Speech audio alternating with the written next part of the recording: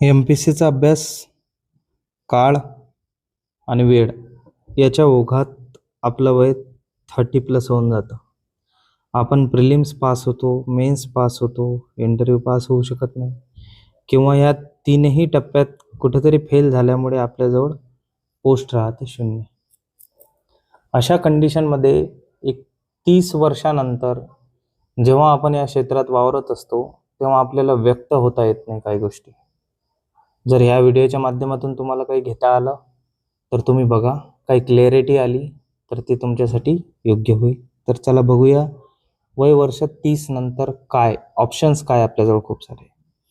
सर्वात अगोदर प्रॉब्लेम हे आहे की आपलं जे स्वप्न असतं ते स्वप्न फक्त आपलं आहे. त्यामध्ये खूप सारे भागीदार तुम्हाला दिसतील किंवा खूप सारे जण क्लेम करतील की आम्ही तुमच्या स्वप्नात सोबत आहोत.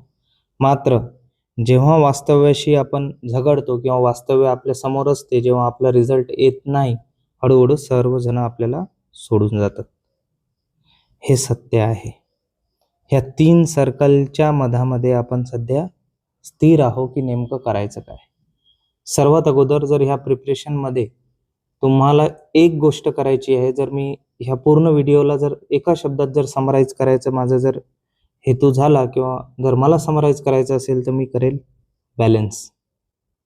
तुम्हाला सध्याच्या परिस्थितीत राज्यसेवा दिली असेल, UPSC दिली असेल तुम्ही किंवा कंबाईंड सध्या दिली असेल, स्कोर कमी येत असेल, जास्त येत असेल किंवा कोणत्याही परिस्थितीत असाल तुम्हाला ह्या वयात बॅलन्स मेंटेन करून चालावं लागेल. कारण आपली घरची परिस्थिती, त्यांना हवं असलेलं अटेन्शनसुद्धा त्यांना द्यावं लागेल. त्याचप्रमाणे आता हळूहळू हे वय असं आहे की तुमच्या हातून खूप साऱ्या गोष्टी आता सुटत गेल्या असतील किंवा सुटल्या असतील. तुम्हाला ते सर्व सावरून तुमचं फिजिकल, मेंटल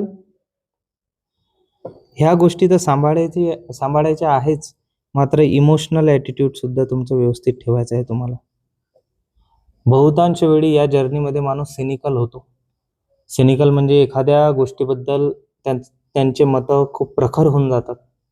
असं ह्या गोष्टी साईडला ठेवून तुम्हाला काही गोष्टींबद्दल पर्याय शोधावा लागतील. काही ठरवल्या असतील गोष्टी तर तुम्हाला काही गोष्टी क्लिअर कराव्या लागेल की सध्या तुम्ही कोणत्या पायरीवर आहात. नेमकी तुमची सध्या पायरी कोणती? तुम्ही प्रिलिम प्रिपरेशनवर आहात, आता जस्ट स्टार्ट केला आहे तुम्ही, किंवा आतापर्यंत एक्झाम देत आले. Be true with your self. आतापर्यंत आपली प्रिलिम क्रॅक झाली नाही, प्रिलिम क्रॅक झाली, मेन्सच्या प्रिपरेशनला खूप सारे प्रॉब्लेम्स आले, आपली परिस्थिती नव्हती, आपली हलाखीच्या परिस्थितीमुळे आपण काही गोष्टी जॉईन करू शकलो नाही.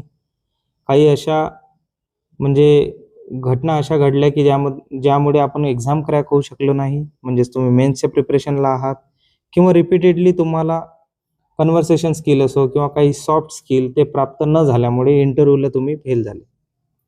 आता साहजिक आहे, ह्या सर्व तीनही कंडिशनमध्ये स्वतःवर डाऊट घेणं साहजिक आहे. मात्र आपल्याला काही ठोस निर्णय घ्यावे लागतील. ते कसे? काही ठरवलं आहे का तुम्ही मनात? तुम्ही स्वतःला विचारा. काही गोष्टी ठरवल्या आहे, नेक्स्ट अटेम्प्ट द्यायचा आहे इथून, कारण आता एक्झाम नाही, ग्रुप सीची ॲड आलेली नाही, मग नेक्स्ट अटेम्प्ट द्यायचा आहे का? किंवा काहीतरी हातात आहे का आपला की ऑलरेडी आपण एखाद्या जॉबवर आहे आणि दुसरी एक्झाम प्रिपेअर करत आहोत? किंवा तुम्ही या गोष्टीला वैतागून थोडा ब्रेक घ्यायचा आहे तुम्हाला या गोष्टीला? आपल्या फॅमिलीचा सपोर्ट आहे, सर्व आहे, आपली इच्छा आहे, सर्व काही असल्यामुळे सुद्धा कधी कधी माणूस ओव्हरबर्डनमुळे सुद्धा एक्झाम क्रॅक होऊ शकत नाही त्याच गोष्टी केल्यामुळे. मग तुम्हाला ब्रेक घ्यायचा आहे का नेमकी? किंवा प्लॅन बी कडे जाण्याचा विचार आहे का तुमचा? प्लॅन बी कडे जर जाण्याचा विचार असेल तर याची सिंपल स्ट्रॅटेजी मी एका व्हिडिओमध्ये बनवून ठेवली आहे मागं. तुम्ही चॅनलला सबस्क्राईब करू शकता आणि त्या व्हिडिओकडे जाऊ शकता. आणि शेवटी सर्वात अवघड डिसिजन कॉम्पिटिटिव्ह एक्झाम प्रिपेअर केल्यानंतर थांबायचं आहे का आपल्याला? कधी परिस्थिती फोर्स करेल, कधी आपल्या भावना फोर्स करतील किंवा कधी कधी व्यवस्थेबद्दल असणारी चीड आपल्याला ह्या निर्णयाप्रती घेऊन जाईल. आता याबद्दल आपण सविस्तर हळूहळू बघूया. सर्वात अगोदर हे सर्व डिस्कस करण्यात अगोदर थांबा थोडेसे. ह्या गोष्टी आधी थोडं तपासून घ्या. सर्वात अगोदर स्वतः प्रामाणिकपणे विचार करा. पेन पेपर घेऊन बसा आणि काही गोष्टी लिहून काढा. हे लिटरली तुम्हाला जर असं वाटत असेल की हे पुस्तकी आहे, मात्र सायकोलॉजिकली जर विचार केला तर यामधून निघण्याचा हाच पर्याय आहे. कारण माणूस दुसऱ्याशी कधी खरं वागू शकत नाही, तो स्वतःशी खरं वागतो. त्याला सर्व माहिती असते. तुम्ही रिॲलिटीमध्ये अभ्यास केला आहे का? हा महत्त्वाचा प्रश्न आहे. दुसरा, अभ्यास जर केला असेल तर नेहमी प्रिलिमच प्रिपेअर केली का? हा सर्वात लूपहोल आहे बरं. मॅक्झिमम कॅन्डिडेट ह्या कॅटेगरीमध्ये पडतात की नेहमी ते प्रिलिम प्रिपेअर करत असतात. दुसरी गोष्ट, आपण जी परीक्षा देत आहोत ती परीक्षा समजून घेतली तरी आहे का आपण, की नेमकं त्याची डिमांड काय आहे? पाचवी गोष्ट, परीक्षा समजली, अभ्यास सुरू आहे, मात्र त्यात वाहवत गेलो का? मला पॉलिटी आवडते म्हणून मी लक्ष्मीकांत सुद्धा वाचली, डी बसू सुद्धा वाचली, सुभाष कश्यप सुद्धा वाचली. सर्व वाचत गेलो का आपण? हे तुम्हाला लक्षात घ्यायचं आहे. किंवा यांचे जे रील्स असतात, वास्तव्याच्या दूर जे असतात, झगमगाट असतात, त्यामध्ये ते बघून तुम्ही दिवसा स्वप्न बघितले का? हे सर्व असताना काही पर्याय व्यवस्था केली आहे का तुम्ही? पर्याय व्यवस्था म्हणजे कशी? काही एज्युकेशनल क्वालिफिकेशन, काही डिग्री, डिप्लोमा किंवा अदर एक्झाम्स, ह्या प्रोसेसमध्ये तुम्ही आहात का? आणि शेवटी प्रिपरेशन कुठपर्यंत करायचा विचार आहे तुमचा? हे सर्व झाल्यावर समजा आज तुम्ही हा विचार नसेल केला, हा व्हिडिओ स्किप करून दिला असेल, मात्र कधी ना कधी तुम्हाला या निर्णयाप्रती यावं लागेल की हे कुठपर्यंत करायचं आहे नेमकं. पुढे बघूया. जर तुमचं डिसिजन पहिलं असेल की मला पुन्हा संपूर्ण तयारी करायची आहे, पुन्हा 1 वर्षासाठी रिस्क घ्यायची आहे, पुन्हा 1 वर्ष मी जिद्दीनं अभ्यास करेल, तर त्यासाठी हा रोडमॅप दिलेला आहे तुमच्यासाठी. सर्वात अगोदर तुम्हाला काय करायचं आहे, तुमचा प्राधान्यक्रम बदलावा लागेल. तुम्ही म्हणाल प्राधान्यक्रम मी कशाला बदलू? रिझल्ट आला नाही म्हणजे तुम्ही प्राधान्यक्रमात चुकले. तो प्राधान्यक्रम बदलून घ्या. तुम्ही जर प्रिलिम प्रिपेअर करत असाल तर इथून 6 महिने तुम्ही मेन्स प्रिपेअर करा. डेडिकेटेडली मेन्स प्रिपेअर करायची, नोट्स काढायचे, पुस्तकं वाचायचे, संदर्भ ग्रंथ वाचायचे. मात्र तुमचं प्रिपरेशन पूर्णतः मेन्स ओरिएंटेड असलं पाहिजे. प्रिलिम 3 महिन्यावर असल्यावर मेन्सचं प्रिपरेशन ड्रॉप करायचं आणि 3 महिने कंटिन्युअसली प्रिलिम करायची. म्हणजे तुम्ही एका सर्कलमधून वाचता, तुमचा कॉन्फिडन्स आणखी वाढेल. आता या 6 महिन्यात किंवा ह्या 9 महिन्यात तुम्हाला करायचं काय आहे? मूळ सोर्सवर जाण्याचा सर्वात पहिले ट्राय करा. जे थर्ड पार्टी सोर्स असतात, ज्या मार्केटमधल्या नोट्स असतात, ते आताही सांगतो शॉर्ट नोट्स आहे, तुमची मेमरी त्याला साथ देत नाही. तुम्हाला मूळ संदर्भ ग्रंथ वापरावे लागतील. छोट्या छोट्या गोष्टी, स्टेट बोर्डचे बुक्स वापरावे लागतील. PYQच्या माध्यमातून तुम्हाला विकिपीडियावर सर्च करावं लागेल. त्यामुळे सर्वात अगोदर मूळ सोर्सवर भर द्या. सेकंड पॉईंट, PYQचं ॲनालिसिस जे होतं, ॲनालिसिस बुक आणू नका. तुम्हाला स्वतः सेल्फ ॲनालिसिस करायचं आहे. एक्झॅक्ट MPSCचा जो फॉर्मॅट आहे ते क्वेश्चन पेपर काढून अक्षरशः त्याच्यावर रिसर्च केल्यासारखं करायचं आहे. कारण आपण सिरियस बिझनेसमध्ये आहोत. शॉर्टकटच्या माध्यमातून 100 पैकी 9-10 जण होतील, मात्र 90 जण मेहनतीनंच पास होतात ही एक्झाम. तुम्हाला त्या मेहनतीमधून जावंच लागेल. तुम्हाला एक्झॅक्ट सांगत आहे, या सिंगल गोष्टीवर तुमचं यश अवलंबून राहील की तुम्ही PYQचं सेल्फ ॲनालिसिस करून काही पॅटर्न शोधले का, काही डायमेन्शन काढले का, त्या माध्यमातून तुमची एक्झाम क्लिअर होऊ शकते. सिलेबस फर्स्ट, सर्वात इम्पॉर्टंट. कोणत्याही परीक्षेला प्रिपेअर करण्या अगोदर सिलेबस काढून घ्या. तुमची आवड काहीही असो ती साईडला ठेवा.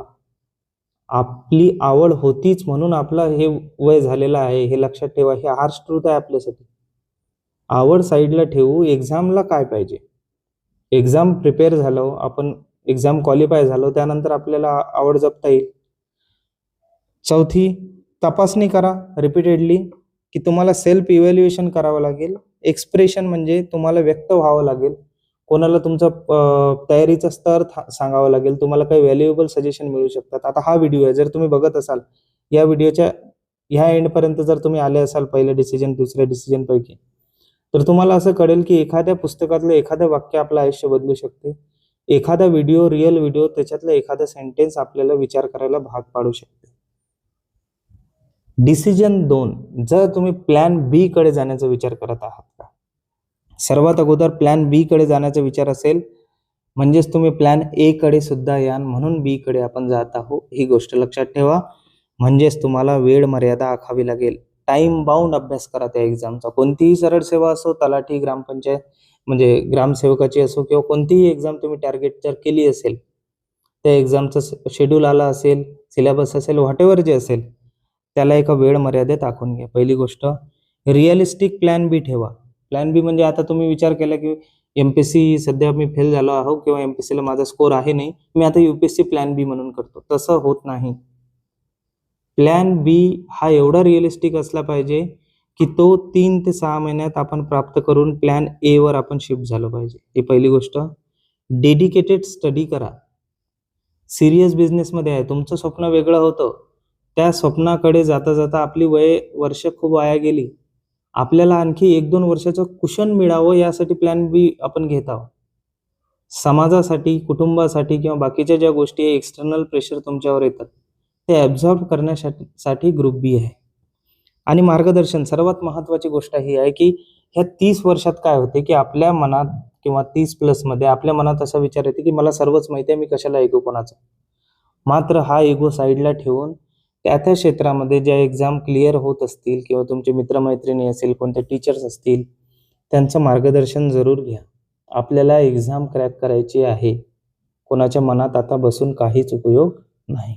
जर प्लॅन बी असेल तर ह्या गोष्टी करा.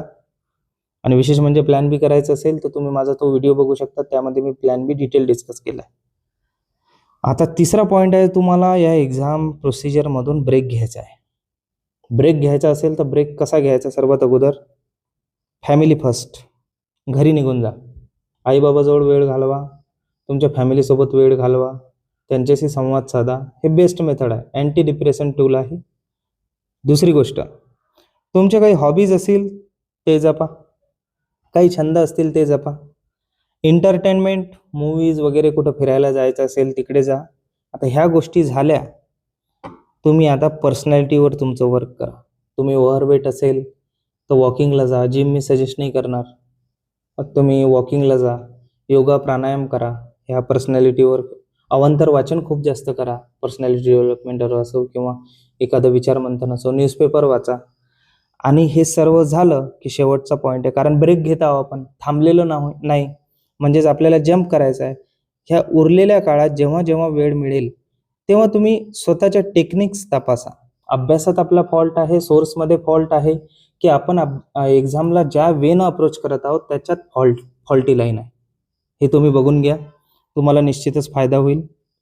डिसिजन जर चौथं घेतलं तुम्ही आता की बस झालं आता, मला म्हणजे व्यवस्थेवर विश्वास नाही किंवा माझ्या अभ्यासात सातत्य नाही किंवा मी हे करू शकत नाही आहे किंवा आणखी काहीतरी रिझन असेल, जर तुम्हाला सोडायचं आहे तर सोडायच्या अगोदर काही प्रश्नांची उत्तरं स्वतःला विचारा. सर्वात अगोदर त्याचं ठोस कारण काय आहे, की सध्या तुमच्या टेम्पररी भावना बोलत आहे.